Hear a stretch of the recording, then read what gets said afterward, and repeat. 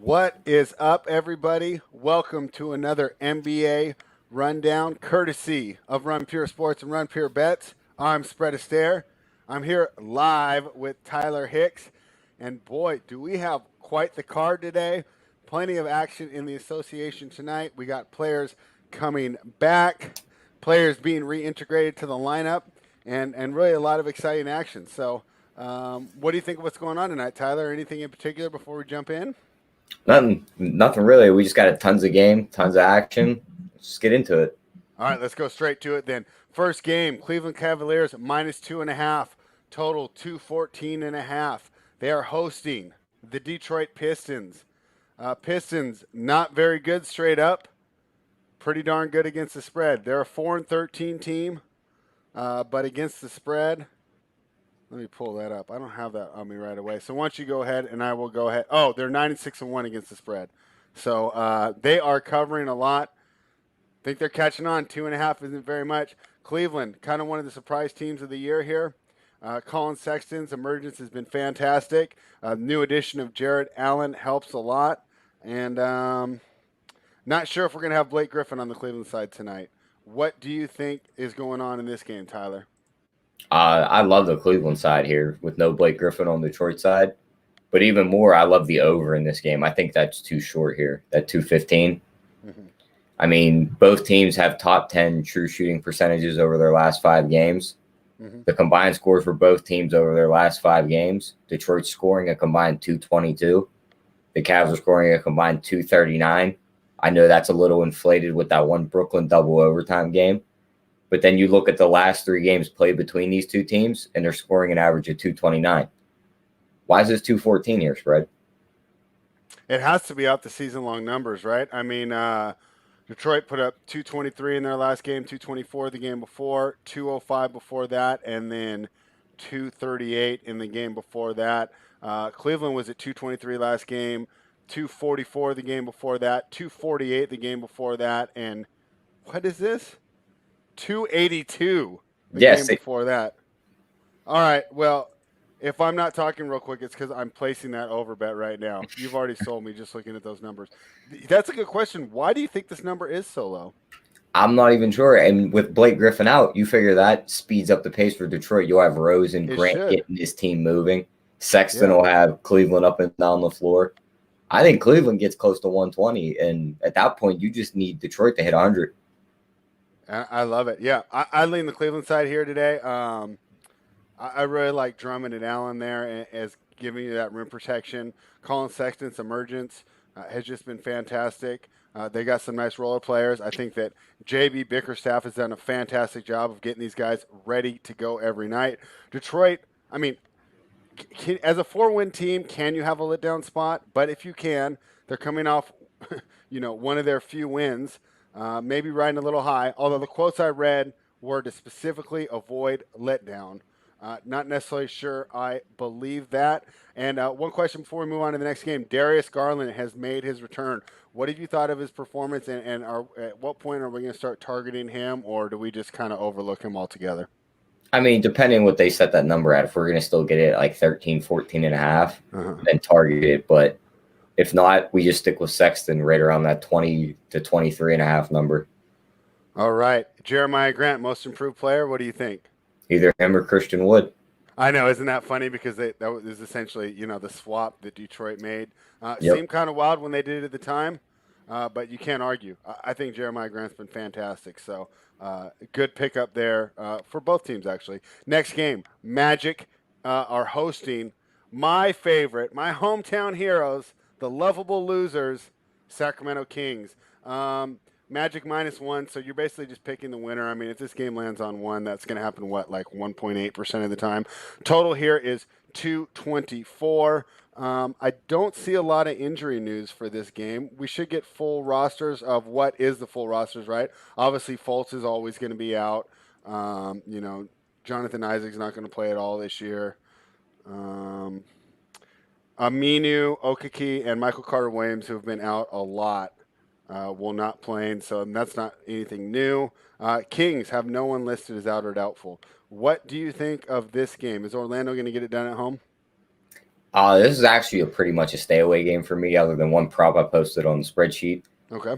But if you had to pin me down to a side here, I'd probably take the Kings here.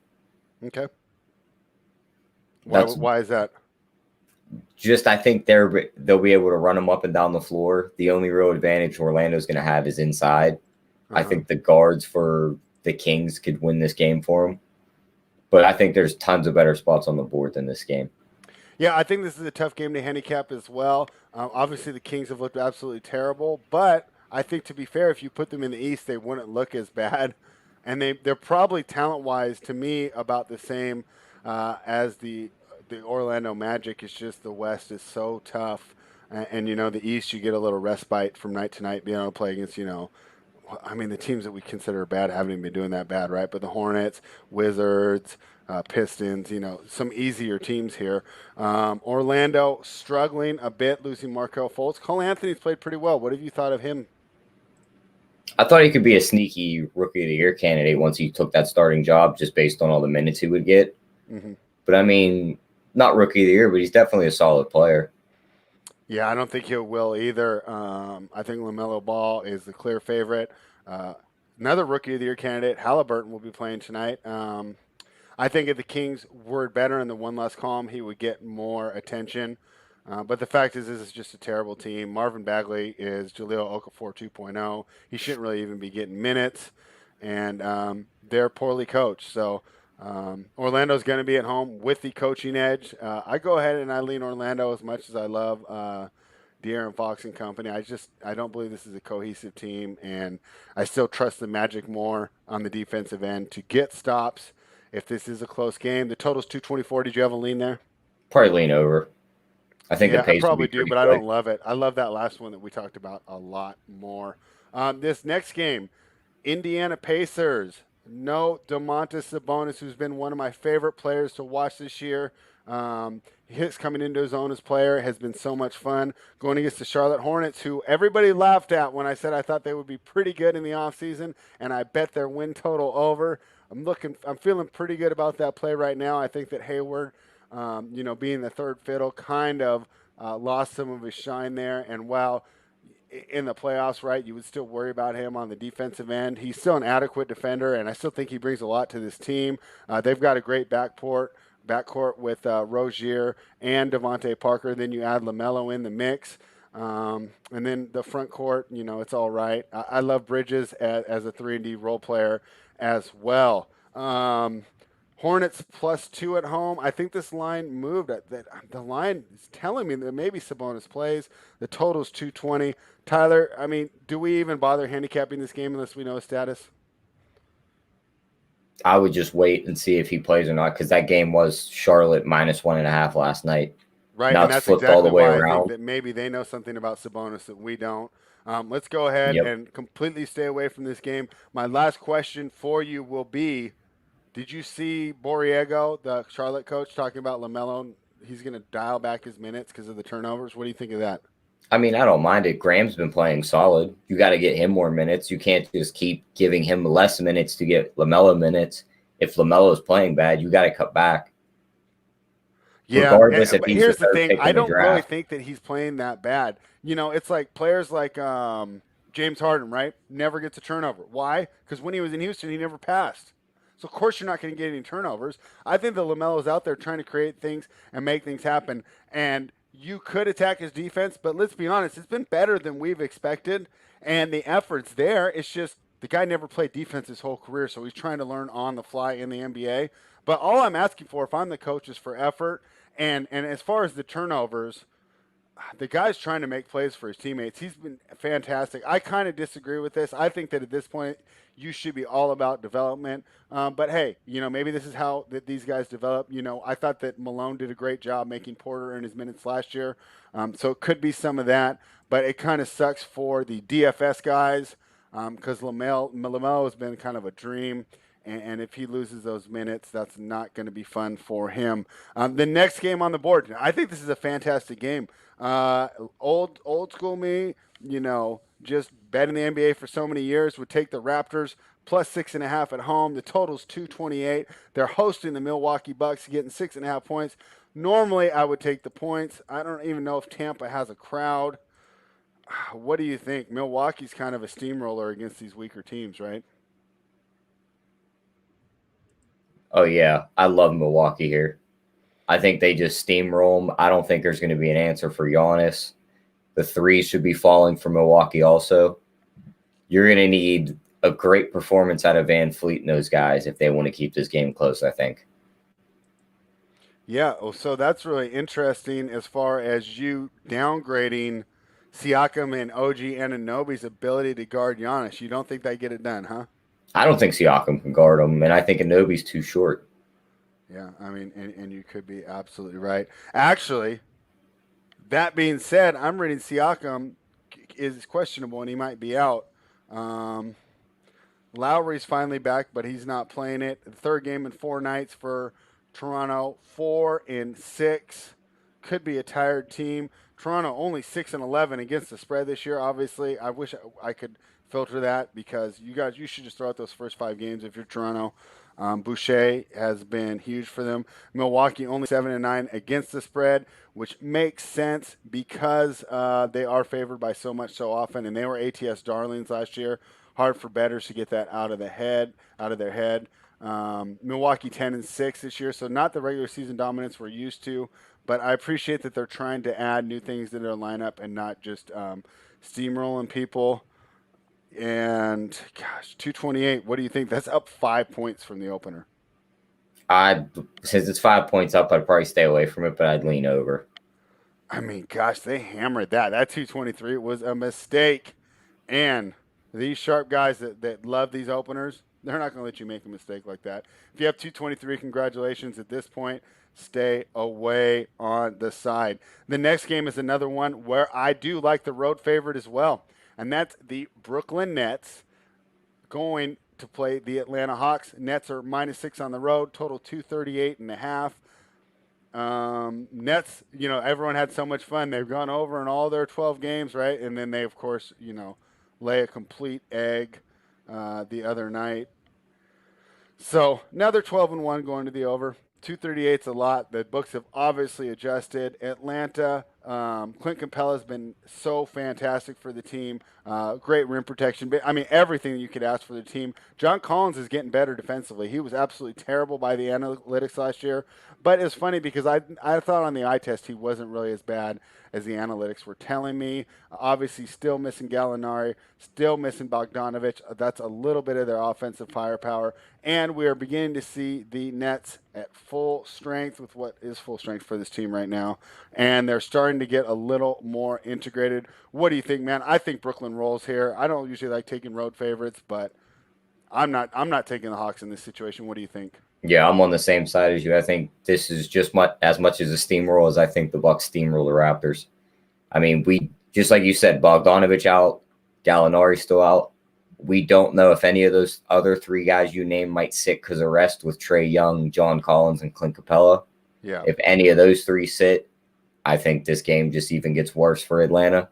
I think that total might be a little high, though, if some of those guys sit. It's way too high. It's way too high. So, I mean, what happens, right? When Barstool Sports puts out a tweet that says, Brooklyn's gone over in all 12 games, right? What does everyone do? Log on Bet and the bet the over. over, right? I mean, it's still there. It's still baked in. Now, obviously, Brooklyn's been putting up ridiculous numbers, right?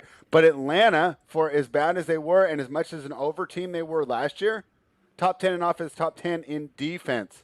Huge surprise. That's the Clint Capella effect. That's how much rim protection matters. I mean, really, when it comes to, like in NFL, when you're evaluating offense, it's almost like you can just be lazy and just is the quarterback good or not. It's almost like now in defense in the new NBA 3-and-D, 3-pointers are almost random, right? You can't cap it, but rim protection is something you can cap. And if you have a good rim protector in the middle, it makes all the difference in the world. I think Clint Capella is showing that from this Atlanta team that could not stop anybody last year to really being pretty stellar on defense. And I think it's helping Collins as well, too. So I do like the under here. At the same time, do we want to bet the under in a Brooklyn game? I'll pass. I think the better bet is to take the side Brooklyn -6. This next game, I was almost thinking we could do a standalone video on our own. because it's such a fantastic game. But we'll just throw it in the rundown, knock it out. We're making good time today. It's the Lakers heading to Philadelphia. Lakers -3.5. Total 221.5. Lakers undefeated on the road this year. Philadelphia always been a strong home team. LeBron James MVP candidate. Joel Embiid MVP candidate. What do you think? How does this game go down? This is one I'm not sure which side I want to pick because I mean, LA's been a monster on the road, just like you said, and Philly's been a monster at home. So it's like, who's going to give here? I want to lean Philly, but I also don't want to get in front of that Lakers train. So to be honest, this is a stay away for me on the sides. All right. Well, call me SpongeBob SquarePants. Give me the Lakers -3.5. I think Marc Gasol had great success against Embiid when he was in Toronto. We've seen him diminish as a defender. Why? Lack of lateral quickness. I think he can still defend in the post, right? I mean, I'm an old dude. I can still defend in the post, even though you're going to run circles around me, Tyler being young and quick. I think that this is a nice matchup for Gasol. I think no one's stopping Embiid, right? But if anybody's Yeah. going to give him trouble, it's Gasol. He's always done well because, first of all, he's just as big. He's just as big as Embiid. When you're Embiid and you're 7'1" or 7'2" or whatever he is, and he's strong, right? He's not like a little rail thin guy, right? It's weird for you to go against other guys your size. You can't practice it. I mean, maybe Dwight Howard's in there giving him a little work in practice. But regardless, I think that's one of the reasons that Gasol has success in him. I think it actually just throws him off that there's a guy as big. Secondly, Gasol knows all the tricks. He knows where to put your hips, little hip checks, things like that, just to throw off your shot that don't get called. That veteran wiliness that the announcers love to talk about so much. And it's just like, I think LeBron James is on a mission, man. I mean, I think he thinks he should have been the MVP last year. And I think he's right. As much as I don't like him as a player, I don't like the Lakers at all.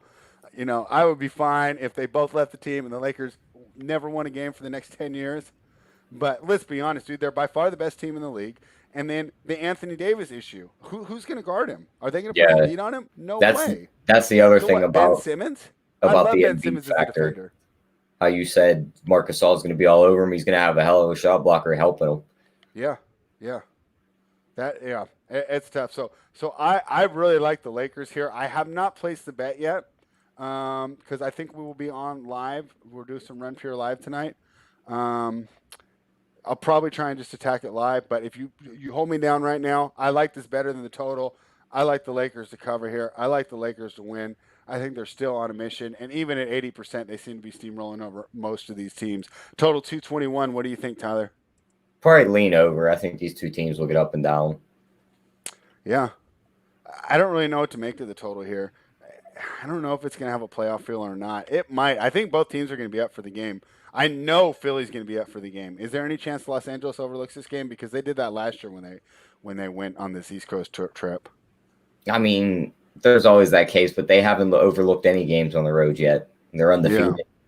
So, I mean, if I could count on maybe like a Cleveland executive clapping really loud on every LeBron miss in this Philadelphia arena, I would bet the Lakers for sure. I think the Philly executives will be a little smarter than that, so we're not going to have that Jordan-esque type of motivation that I heard about on talk radio as I'm running all my errands this morning. You didn't see the video of it? Yeah, I mean, I saw. I mean, it's just so funny how they just take these little things and just make so much of it. But in a game like basketball in the NBA regular season, where motivation is such a roller coaster, any type of slight or edge you can get, to help you know when these guys are going to be up for the game helps. So as much as we laugh about it, I'm not dismissing it. I do think it's true. This next game, I wish I would have got in here early. Miami Heat is still a mash unit. Denver Nuggets -6.5 in Miami. Used to be the great home court advantage. Then they shut down all the nightclubs. Now I think it's just average. Total is 219.5. What do you think, man? Is this did the Jokic MVP train keep rolling here? I think so, but You don't think Bam's going to mess with them? I think Bam could give him some troubles, and this could be like a Michael Porter Jr. game. You think of a Michael Porter Jr. game? My boy Prince just jumped in and said, "Stop with the Philly love." I'm glad that you're joining us. What's up, Prince? You know me. I do this halfway just for you. Michael Porter Jr. though, Tyler, what were you saying about him? I think this could be one of them games where he dominates. I mean, who's going to check him here for Miami? Butler's still out, right? Yep. Yeah, so I mean, Porter's going to have his way on the wing. I think You, Jokic could have some troubles with Adebayo down low, you but don't think Iguodala, who graduated from high school about the same year as me, is going to be able to check him? nah, I don't think his lateral quickness. He ain't keeping up with him anymore.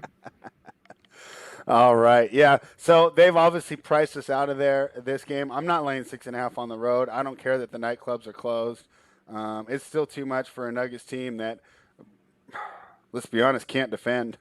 And we know how they play on the road. They'll Yeah. probably be down 3/4 of this Although game. this year they've been better. This is the weirdest year ever, right? Last year, not even last year, last 5 years, you could just bet the Nuggets at home, fade them on the road, profit, right? Just count your money, withdraw, spend it, you know, everything. That's not the case this year, so I don't know what to make with it. This is a game I will be targeting live. If you can get a better number than this, if the Heat get off to a good start and you can get the Nuggets money line, at halftime or something, that would be fantastic here. Next game here is the Wizards heading to see the Pelicans. The Wizards have been absolutely terrible off the break. They've come back just not good at all. I bet the over last night. I mean, I knew it was dead in the second quarter. They had no way to score the ball. The Pelicans haven't been a good team here, but boy, does this seem like a get right spot. Boy, does this seem like a get right spot for the New Orleans Pelicans and the jumbled backcourt that doesn't work together of Lonzo Ball and Eric Bledsoe. What do you think, Tyler? Would you lay the 8 here with the Pelicans, or are they just going to stomp them? I think they stomp them, but I'm still not laying that 8. I just Really? think it's too high of a number. Yeah. I mean, I'd rather target like a Zion points prop over. I don't. Who's going to check him in the paint tonight for Washington? Anthony Gill. Like, there's no one on Washington's team that's going to stop him from scoring in the paint. The only thing that's going to stop him is if he don't get enough shots, or if Brandon Ingram's scoring 50.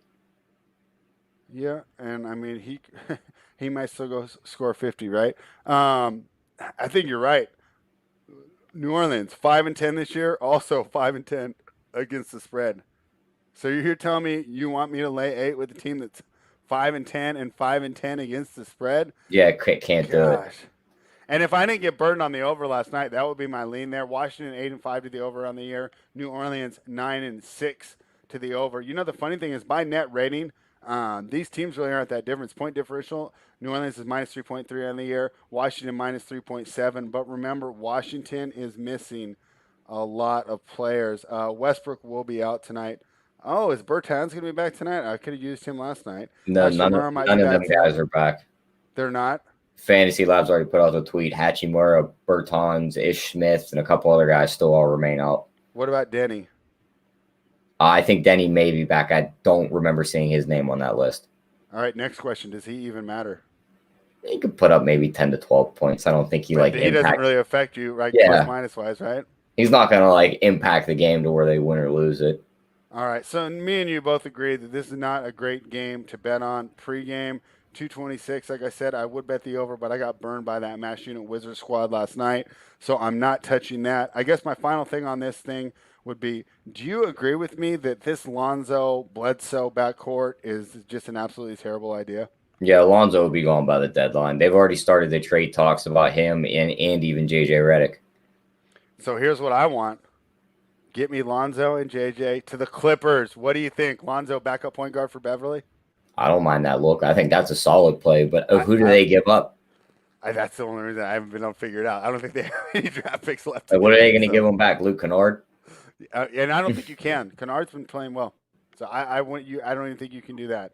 But I'd love to see Lonzo backing up Beverly there. That's my little fanboy dream. Next game, boy, we have a ton of road favorites tonight. Boston Celtics minus 3.5 in San Antonio. In previous years, I would hit San Antonio at home. I would even think about it. This year, nothing is the same. Boston getting close back to full strength. Is this going to be Tatum's first game back? No, he played one game before this, I believe. I know he's played and at how least did he do? Did you have eyes on it? Because I missed it.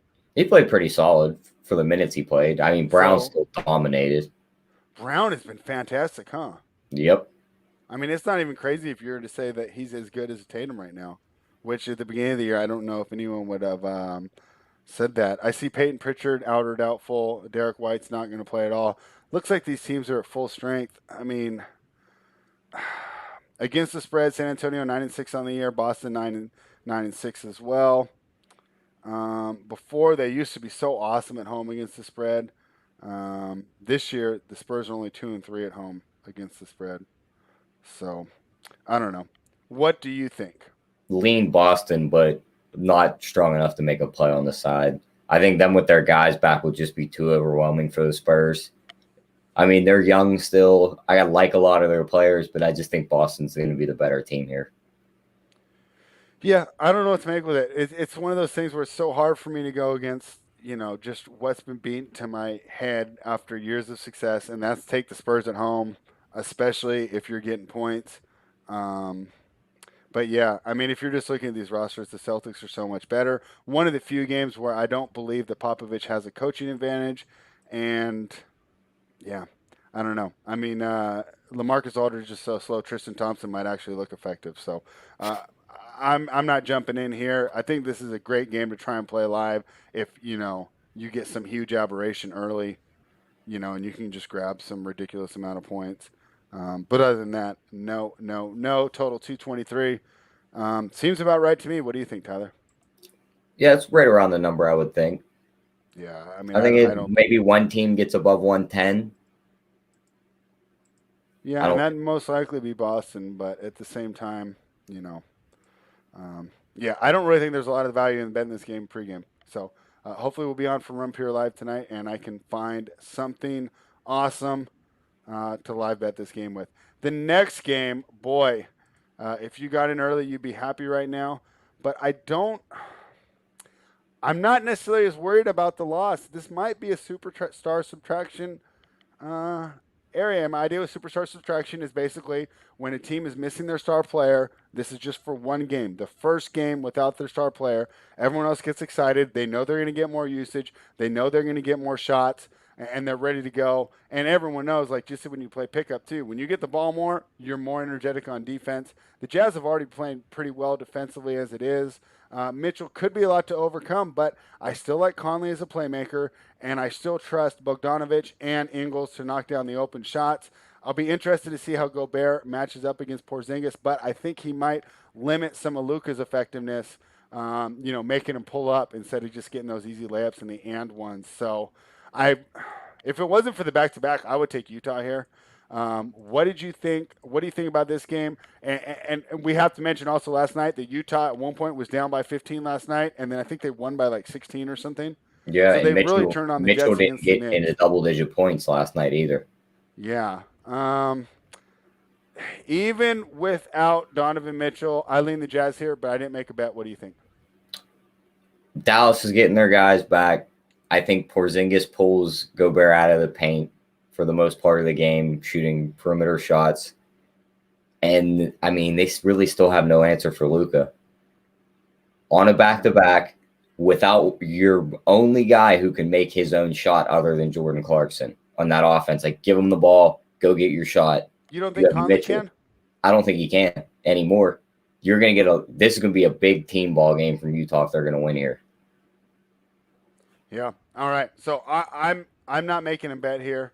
My buddy Prince likes the Mavs money line. He says, doesn't Utah have to be tired winning so many and having to come back? Yeah, I mean, Utah's on a huge stretch here. And if Mitchell was playing, I would say that this game is something that Utah, right? So we've kind of moved Utah right into the clear number 3 spot in the West, right? We got Lakers here, Clippers here, and then we're saying Utah's here, and then the rest of the West, right? Is these 3 clear tiers. I'm saying if Utah wants to jump in this echelon, that this is a game they would need to win. Now with Mitchell not playing, it kind of takes the pressure off them, right? But regardless, I think the point still stands. I think we've been impressed by Utah, but at the same time, it hasn't been the highest level of competition that they ran off this huge streak against. And remember, they did this last year where they had this streak where they looked unbeatable, and then they followed up with a streak where they looked absolutely terrible. Another thing for the Mavericks is they are finally starting to get everybody back. When I faded them the other night with the Nuggets, a huge part of my reasoning, right, was missing Richardson, Powell, and Finney Smith, right? and Kleber. But Kleber's still going to be out. But I'm seeing that Richardson, Brunson, and Finney-Smith should be back. Could be huge for this team to get some depth, maybe take some pressure off Luka in those minutes. So overall, I'm off this game.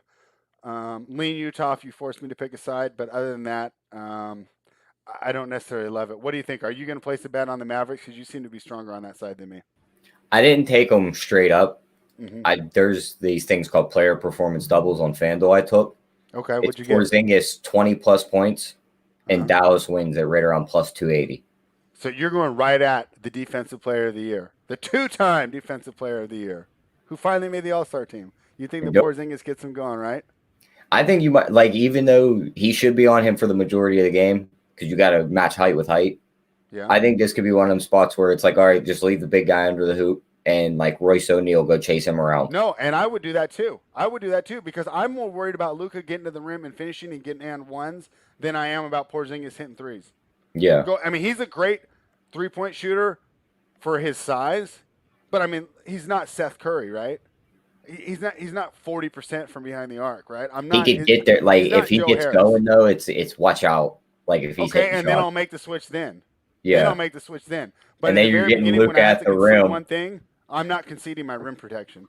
Yeah, So it's one of them things. Like if the shots are falling, then the rim protection's gone. Then Luka's at the rim and facilitating. It's just going to be an overwhelming.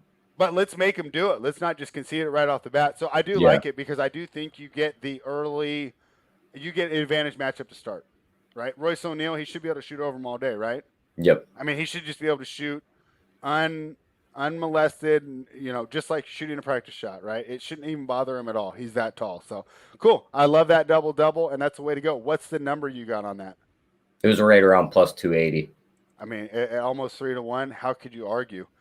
Great play there, Tyler. That might be one of the best plays that we've given out so far. If you're on FanDuel, I highly recommend that. What'd you call it? Player performance double? Yeah, they're listed in the player prop sections. PPD, players performance double. Next game, the Thunder plus 7.5 against the Suns. This game opened 5.5. Suns getting a ton of market love. Tyler, is it justified? I think it kind of is, but with Devin Booker still out, he is still out tonight, right? I was reading that. Let me double check. I was kind of capping it as he is, but when I see these line moves, I wonder. That's the only thing that makes me worry was when you said that line move. Is he maybe back in? But if he's right still now, out, he's listed as out or doubtful. Yeah, I mean, I think 7.5 is a little steep here. My worry is how do these Thunder score?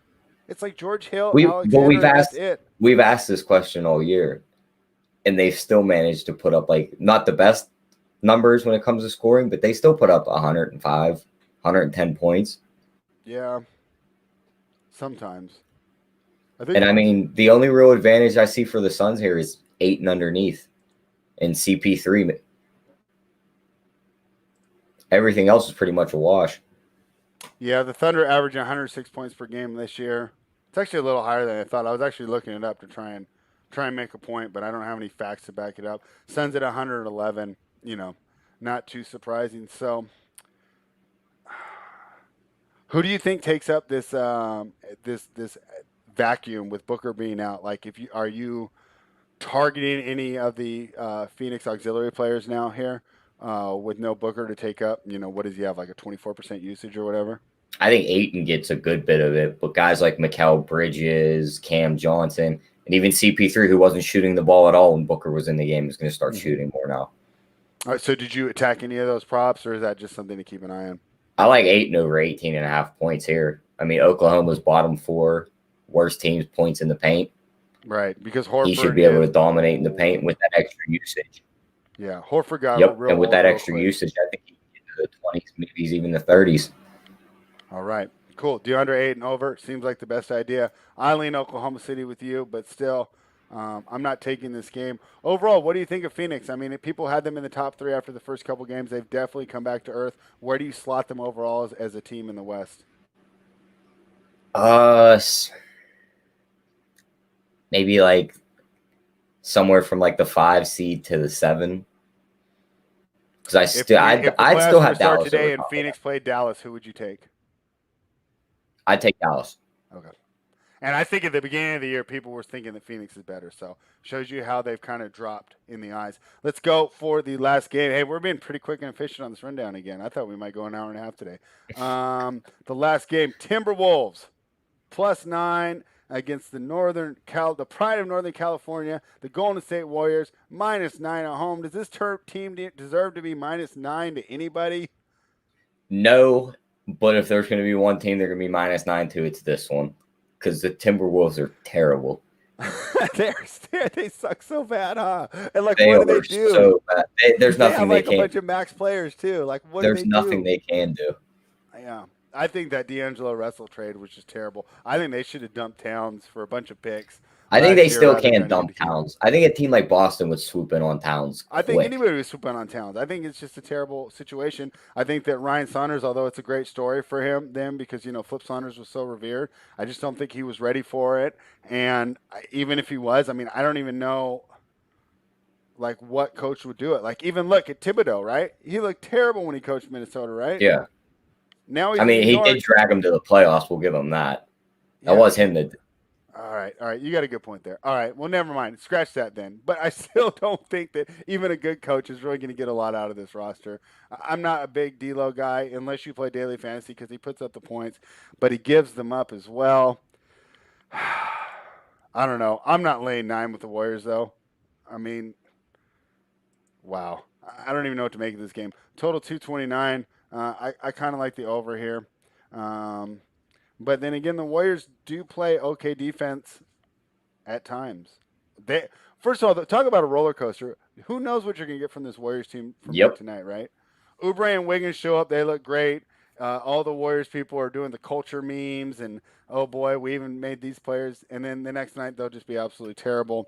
Wiseman is interesting because let's be honest, a number 2 pick isn't supposed to be going into a playoff spot right away, right? He's supposed to be in a nice situation where he's allowed to develop with no pressure on getting the W's. I think he's gonna be really good. I just don't think he's that good yet. But I mean, you watch him and the physical talent just jumps off the screen at you. The guy didn't even play college though. Now he's in the NBA. He can do okay in the dunker spot and get you some good blocks, but then there's also time where he's lost on offense. He doesn't catch the entry pass, and as good as the blocks are, there's also times where he's completely out of position on defense, and it's like 5-on-4. So I don't really know what to make of this game. I don't want to lay 9. I don't want to take the Timberwolves.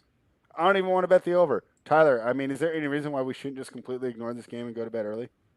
I mean, that's probably what I'll do. But for the guys that can get into FanDuel and do them player performance doubles, Okay. Andrew Wiggins 20+ points and Golden State wins at +200. I think that's a nice look. Is it Wiggins that I was reading about that's been surprisingly consistent? Yep. I think he's between 16 and 27 every game this year. Playing his former team now. What's up? And he gets to play his former team tonight. Does he even care? I mean, does the guy even care about anything? Yeah, probably not. Yeah. He probably doesn't even know. He probably is like, look at the schedule like around 2 in the afternoon, like, oh, we're playing Minnesota. That's cool. Do him and Towns have a relationship at all? I'm not sure on that one. I don't think they maybe as teammates, but not like close friends. Yeah, he seems like a guy that just is like, I can't believe I get paid this much for playing a sport that I don't even like. So, yeah. All right. Well, I hate to end the rundown on a completely no play note. Let's go over the plays real quick. Tyler, tell me what you like. I like that over in the Detroit Cleveland game, over 214.5. We had that player performance double Porzingis 20+, and Dallas wins at +280. And then that last one, the Golden State, Andrew Wiggins 20+, and they win at +200. All right. And I think my 2 favorite on the board is I'm going to take the Magic at home against the Kings. I just don't trust us. Inside, I think Vukovic just feasts on the shell and the joke of a defender that Marvin Bagley is. And I also like the Brooklyn Nets to finally get things right, be the team that everybody dreamed about. I'm laying the 6 against Atlanta. Let's go. For Run Pure members, as of right now, I'm planning on going live tonight to do a little live betting. And then, Tyler, you and I are going to do some live betting tomorrow night, right? Yep. All right, so we could have 2 live betting shows this week. Check the Discord for further details. Other than that, I can't believe we did 11 games in 40 minutes. We are getting good at this, Tyler. Fantastic work. Anything you want to say before we get out of here? Nope. Let's just make some money tonight. Let's get right back on track, Tyler. It has been a roller coaster so far, but like Ric Flair said, Space Mountain, what is it? Oldest ride, longest line.